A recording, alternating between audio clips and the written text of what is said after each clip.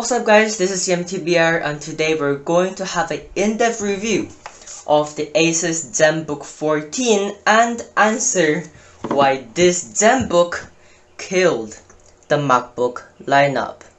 Let's get started.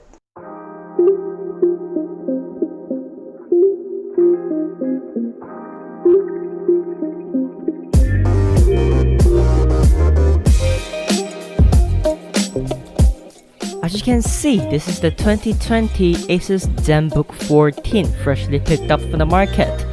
First impressions, it looks like a MacBook. The exterior designs, the interior design, the keyboard layout and all other stuff looks like a MacBook for me. Maybe we'll forgive that part, knowing that all other laptops these days do look all like the MacBook, or it's all of these laptops that share a common design. What comes in the box is a rubberized and cloth material bag for you to store your laptop in. You have some 65-volt charging cable for charging the laptop itself. You have some paperwork, a warranty card and a user guide, and the laptop itself.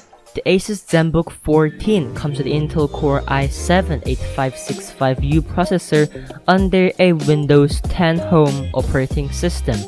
As of video graphics, it has an integrated Intel UHD 620 and an NVIDIA GeForce MX 150 graphics card. Supports until 1080p and colors are amazing to look at. In terms of performance, this laptop handles alright under heavy multitasking on browsers. Video editing is alright, but it will take some time to load sometimes. Playing games is fun and cool on this laptop. Minecraft and CSGO work well on this laptop and this processor. You can find some lags, but it's okay. To be honest, you can barely hear the cooling fans on this laptop. It doesn't really do all that much work considering that the laptop can get to pretty high and uncomfortable temperatures during heavy tasking. This laptop has 16GB of RAM and 512GB of storage.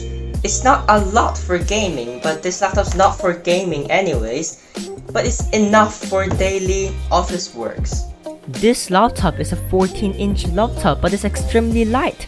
It's not the lightest in the market, but it's one of the lighter ones, weighing only 1.9 kilograms with the anti-glare display and 1.19 kilograms with the standard display.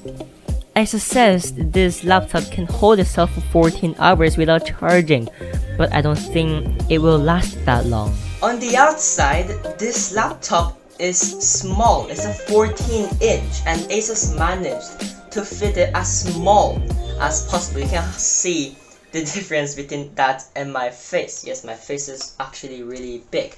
Anyways, let's go on to the port.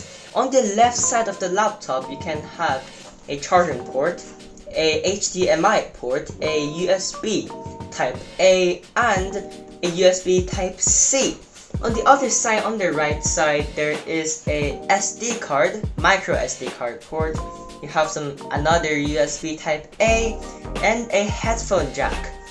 To be honest, I like having more ports on the laptop itself than having less ports and need to buy more converters like that, because it's just good.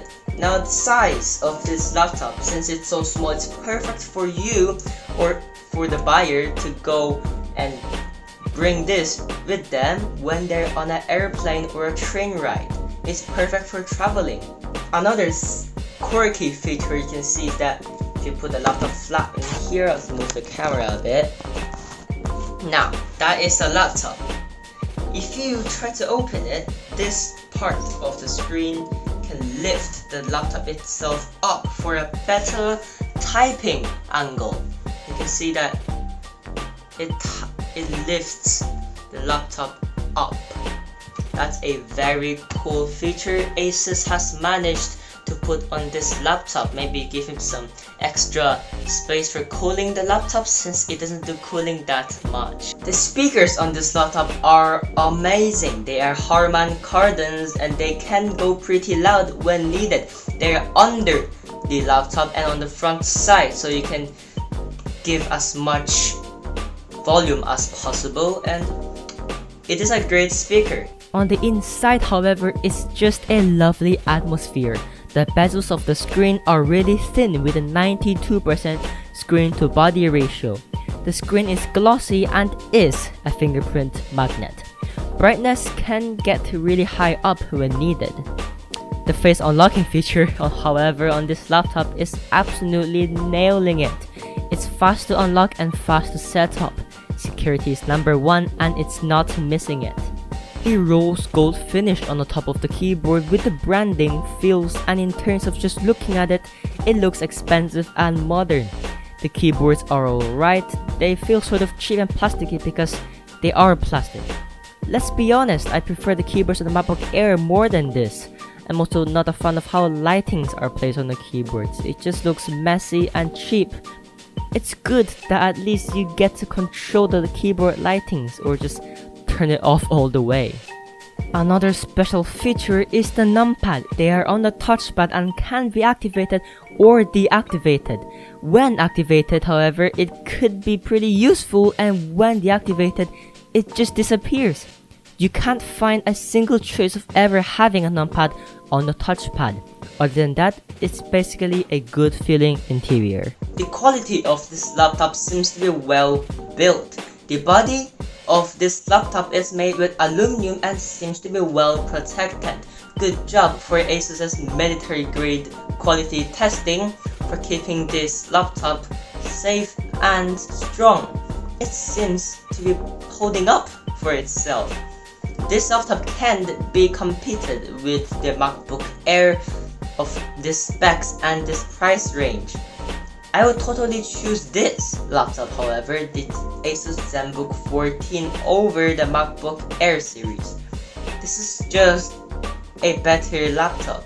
As of price range, the Core i7 version of this laptop can go to $1,199, which is at 60,000 pesos here in the Philippines.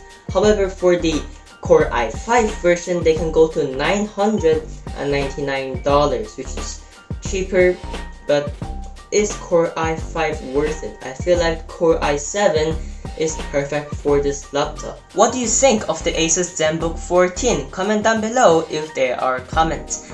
Anyways guys, I hope you made this video helpful. This is our review of the ASUS ZenBook 14. Please subscribe to EMTBR and click the like button if you enjoyed this video, and I'll see you next time.